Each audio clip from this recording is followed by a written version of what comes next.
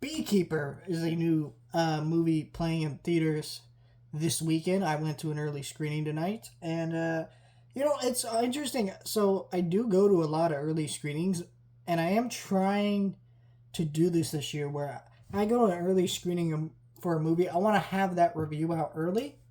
My main problem with that is a lot of the early screenings I go to are on Wednesdays, and if the movie just comes out on a Friday, why not just post that review on a Friday? It's kind of awkward to like post on a Wednesday or Thursday.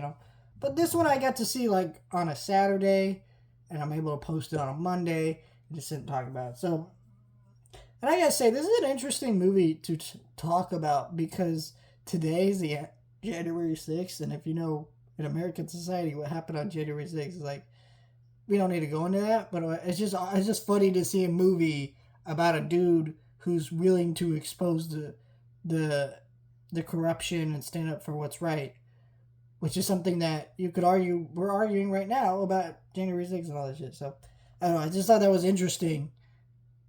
I was thinking about that after I left the movie. I was like, oh yeah, today is January 6th, and it kind of ties into that. Kind of weird, unintentional thing. Anyways, I just want to say that because I thought that was funny. Um, the movie itself, I don't know. I didn't really have high expectations for this movie because I saw Jason Statham in The Meg 2, which was dog shit. Hated that movie.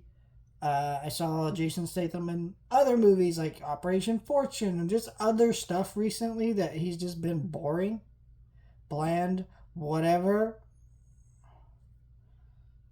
So I kind of felt like he just stopped trying. Oh, yeah, I also saw him in Expendables 4, which is on my worst of the year list. So, good just kind of been not trying so much. However, what had me more curious was the director of this movie, which is David Ayer. He directed one of the worst movies of all time, Suicide Squad, the 2016 one, not the James Gunn one. Uh, that movie's horrible. Fight me. I know there's fans, but sorry, just fight me on that. That movie's horrible. I don't blame him on that, but it's still like his other movies don't impress much. So they don't like make me go, wow, David Ayer is such a great director. So this movie actually shocked me when it turned out to be a pretty fun movie.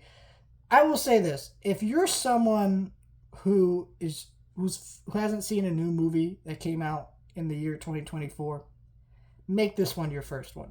And the reason I say that is because it's a fun movie, it's a really entertaining movie, and that's kind of how you want to start your new year of movies, with something really entertaining. And you know what? This movie, solid, because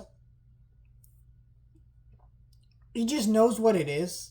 So this movie is kind of like that new that movie Thanksgiving, where that movie Thanksgiving, someone could watch that and tell you, "Wow, this is just a generic slasher. It's not really doing anything new," and they would be right about that. Except what they'd be missing out on is the fact that that movie knew exactly what it was and just try to please the audience it was made for. And you're even going to be on board with that or you're not. And that's what this movie is. It doesn't reinvent action movies or anything. I will say this movie does have things over other action movies where the kills in this movie are pretty memorable and exciting. Um, like when Jason Statham, I'm not gonna spoil too much, but there's a scene with a car and a belt, and it just that kill was fucking great. And Jason Statham is really charismatic and fun in this movie, and yeah, just the whole way this movie plays out is just really good.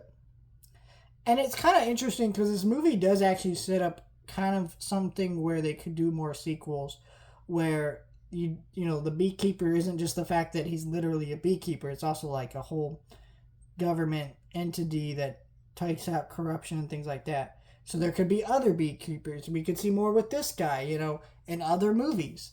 And so yeah, this movie's kind of like the Equalizer 3, where that movie's about a guy who's retired, he's done with this shit, he has to come back in, take some people out.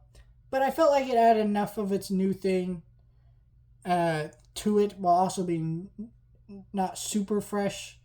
but enough to where I was still able to get engagement, and just the movie just knew what it is. It's a very well paced movie. It was a pretty like hour 45 minutes, quick done movie.